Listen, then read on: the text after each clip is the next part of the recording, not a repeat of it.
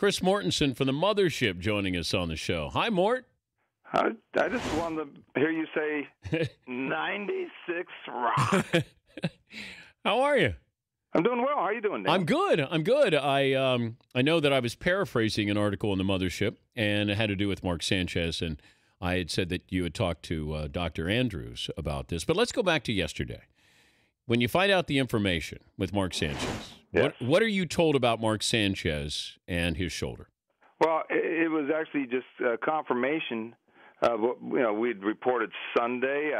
Jay Glazer of Fox Sports as well, that he has a labral tear, and that he has this instability in his shoulder, probably because of subluxation, and that's what we reported on our Sunday's NFL Countdown show.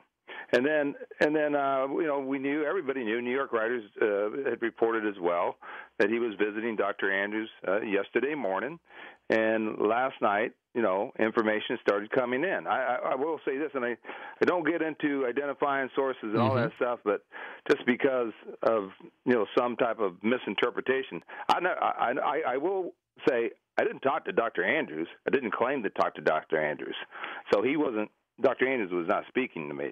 Did you talk to somebody in his office? No, I'm not going in there. Okay, all right. I just asked. Here's one thing: what was interesting about last night. And the story the lead graph, and I was looking at what lead graph did I send in was that Sanchez is quote likely to have surgery. James Andrews confirmed Wednesday with his labral tear, according to team and league sources, and as well as a source close to Sanchez. Now, also, second paragraph is Sanchez is still trying to make a final decision on whether to have surgery now or to repair and rehab the injury, which is absolutely his right. And, of course, But he responded in a text by saying that the reporting was reckless, that he's trying to rehab this shoulder. Yeah, actually, we had a series of exchanges of text, which was interesting because I had reached out and Mark had been non-responsive, which, as you know, that's his right. Yep. But once I felt very good about the information given to me, and I didn't say he was having surgery today, by the way. I mean, there was no hey, he's going to have it at the end of the week. He's going to need the surgery, is what my sources said. He basically said, "What are you doing?" It was like, hey, what are you reporting on this? And I basically said, do you want to deny it? And it was like, well, there's nothing to report. This is reckless. He also mentioned that, hey, why would if I was going to have surgery, why didn't I just stay there? Well, I didn't say he was going to stay there and have the surgery immediately. And so Mark, listen, it's tough. I don't look at these guys who fight the information sometimes because, I can't empathize with a guy who's in the middle of his NFL career, who's facing surgery, who's been kind of kicked to the curb by the franchise, and it was hurt the way he was hurt in the preseason week 3 by trying to kick him while he's down. I mean, I know he's going through a lot of stress, a lot of emotional things, and I know that the competitor and a lot of these football players, hey, let's rehab this thing, see if I can get as strong as I can, and maybe I can play, or maybe I can avoid surgery altogether. But, Mort, if he's got a torn labrum, rehab does not repair a torn labrum. That's correct. I know that from firsthand experience or first shoulder experience. So he's going to have surgery. If he does, the thing I found interesting with all of this is that how can you be day-to-day if you have a torn labrum? Well, that's another thing, and many of the beat writers covering the Jets have mentioned that. To have labeled him as day-to-day, he has a torn labrum. He has, some evidence, which most people who throw the ball or play football have evidence of a prior injury in that area too, and this looseness, instability in the shoulder. But how are you day-to-day? I mean, but we're easy to insult. People who report on teams, we are very easy to insult, or they just think we're stupid, and sometimes we pass that test too. He's Chris Mortensen from the Mothership, their NFL insider, joining us to the Dan Patrick Show. Can you cut an injured player? Yeah, you can.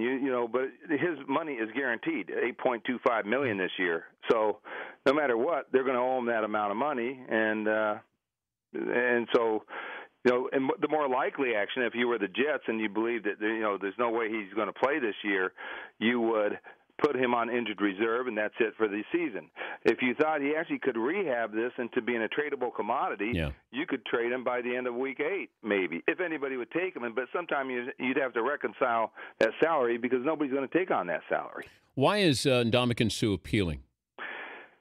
Well, he's looking at this as an independent incident, and based off the independent incident, $100,000 sounds excessive. If John Sullivan, the Viking center, had been injured, I've been told, and I reported on your favorite show, the NFL Insider, 3 p.m. on the mothership, that if Sullivan had been injured, then Sue likely would have been facing a suspension. Now, that appeal hearing, which probably not the appeals officers probably make that decision today, and it's either going to be Teddy Cottrell, former defensive coordinator, or more interestingly, Matt Burke in his first year on the appeals for these type of on-field fines, and Matt Burke being the center that John Sullivan replaced. Okay, but so if Sullivan's out for the year, is Sue suspended?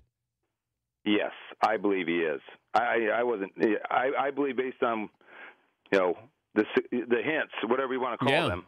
Yeah, I believe he would have been suspended. Can we add more games to Von Miller's suspension by what just happened, driving without a license and everything that seems to be that you cannot?